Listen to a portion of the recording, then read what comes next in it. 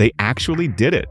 Triumph just brought back one of its most iconic cafe racers, but this time, it's not just about retro looks. The 2026 Thruxton 400 mixes classic British design with modern tech and performance that could shake up the entry-level segment. It's lighter, sharper, and surprisingly affordable. But is it really the Thruxton spirit reborn, or just a pretty face wearing a legendary name? Stick around, because what Triumph has done here might change how we look at modern classics. For years, the Triumph Thruxton has stood as the gold standard for cafe racers. A bike that captured the spirit of the 1960s but delivered it with modern engineering. Now, Triumph is taking that legacy in a new direction with the all-new 2026 Thruxton 400. Built in partnership with Bajaj, this isn't just a smaller version of the classic. It's Triumph's bold move to bring the Thruxton name to a whole new generation of riders. Aimed at those who love the timeless cafe racer look but want something lighter, more accessible, and easier to handle, the Thruxton 400 could be the perfect entry point into the Triumph world. It's designed for riders who want everyday usability without losing that iconic British charm. But here's the big question. Can a 400cc machine really deliver the soul and character that made the original Thruxton legendary? Because in a market filled with rivals like the Royal Enfield Continental GT and Honda CB350 RS, Triumph has a lot to prove. Now let's get into what really makes the 2026 Triumph Thruxton 400 so interesting. Because this isn't just another small displacement retro bike.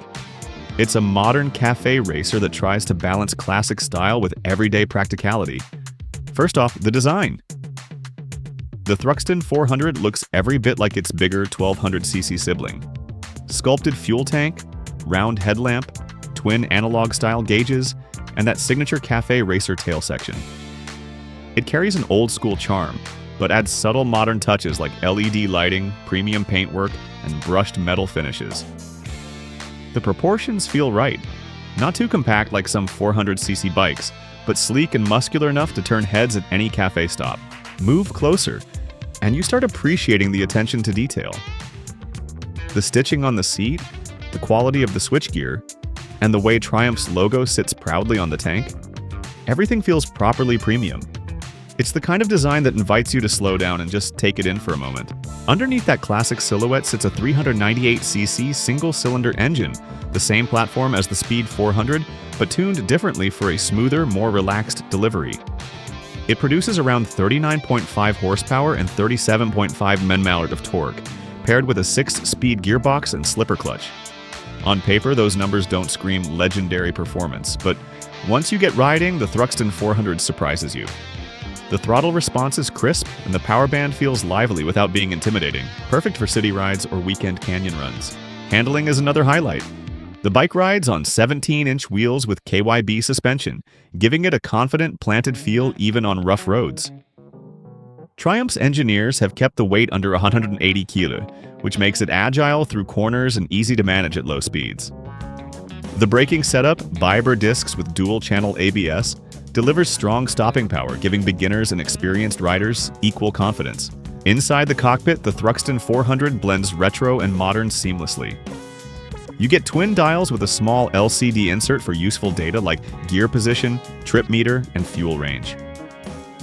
No over-the-top tech here, just enough to feel modern without losing that analog vibe. Fuel efficiency hovers around 30 to 33 km well, roughly 70 miles per gallon, making it practical for daily use. Combine that with Triumph's reputation for build quality, and you've got a bike that doesn't just look premium, it feels built to last. Now it's not perfect. Some might find the riding position a bit aggressive for long commutes, and those who expected the torque rush of a bigger Thruxton might miss that raw punch. But remember, this is a cafe racer for the modern era, made to be accessible, stylish, and fun rather than brutal. And here's the twist. Despite all that premium feel, Triumph is expected to price the Thruxton 400 very competitively, aiming right at Royal Enfield's territory. That's where things get really interesting. Because if Triumph can deliver that classic look, modern reliability, and strong value, the Thruxton 400 might just redefine what an entry-level classic can be. But before you make up your mind, wait till you hear what this bike gets absolutely right, and where it still falls short. Here's where the story of the Thruxton 400 really gets interesting. On paper, it sounds like a stylish, everyday bike with a nostalgic badge. But once you actually ride it, something unexpected happens. It feels alive. The engine revs freely, the throttle response is sharp, and there's this satisfying mechanical growl that reminds you why cafe racers were built to be ridden hard. Through corners, the Thruxton 400 doesn't just hold its line, it invites you to lean deeper. The chassis balance, the suspension tuning, the weight distribution, everything works together with surprising precision. It's not overpowering, but it's engaging in a way that makes every ride feel special. Triumph has somehow captured that connection between rider and machine that so many small bikes miss. But not everything is perfect. The clip-on handlebars give it that classic racer stance, but after a long stretch on the highway, you start to feel the pressure on your wrists. And while the single-cylinder engine has plenty of punch for its size, seasoned riders used to the big Thruxton 1200 might find themselves wanting more torquey. The biggest surprise, though, isn't in how it rides, it's how it feels to own. The build quality is far ahead of what you'd expect at this price point. Every switch, panel, and weld feels like Triumph's premium DNA. Even the exhaust note, deep, throaty, and refined, carries a bit of that classic British soul.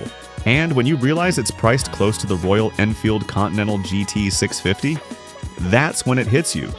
Triumph didn't just make a smaller Thruxton. They built a real competitor that could shake the retro motorcycle world from the ground up. So, is this really the return of a legend, or just a clever illusion wrapped in chrome and nostalgia? Let's break it down. Here's where the Thruxton 400 truly stands in the modern cafe racer scene. After spending time with the 2026 Triumph Thruxton 400, one thing becomes clear, and Triumph didn't just downsize a legend, they reinvented it for a new generation. It's a bike that captures the look and spirit of the original Thruxton, but delivers it in a package that's lighter, more accessible, and easier to live with every day. If you're new to the cafe racer scene, this is your perfect entry point. It has the style, character, and charm of a premium British motorcycle, without the intimidation or high price tag.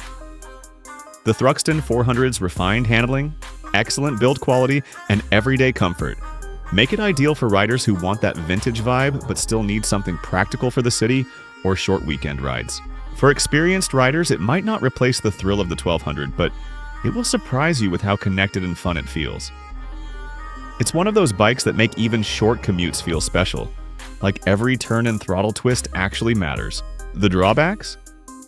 Sure, the clip-on riding position can get tiring on longer rides, and some will wish for more power.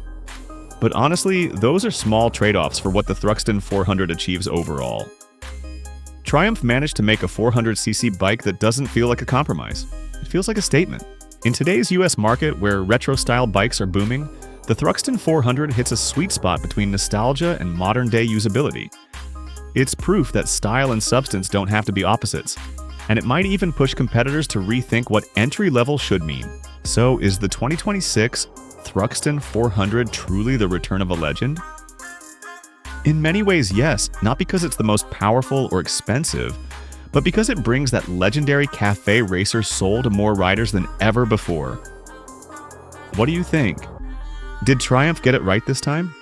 Drop your thoughts in the comments, hit like if you enjoyed the review, and don't forget to subscribe for more honest reviews and real-world rides.